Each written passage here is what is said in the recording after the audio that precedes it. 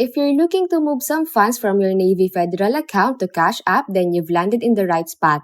In this video, we've got you covered with a step-by-step guide to make the process smooth and hassle-free. So without further ado, let's get started. Okay, so first things first, head to your Cash App, then tap the profile icon on your Cash App home screen. Next, take a little scroll down until you spot the option labeled Link Banks. Go ahead and select that, and within that Link Bank section, you will find the Link Bank option. Just give it a tap, and here comes the exciting part. So you just need to follow the prompts that pop up on your screen. It's essentially guiding you through the process of linking up your Navy Federal account to your Cash App. It's like introducing them to each other.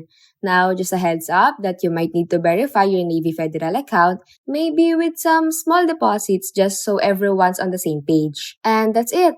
Once your Navy Federal account is officially part of the Cash App family, you can now add some cash. Just go back to the Cash App, hit Banking, choose Add Cash, and decide how much you want to transfer from Navy Federal. Now, if you found this video helpful, don't forget to hit that like button, drop a comment, share this content, and subscribe for more guides and tips.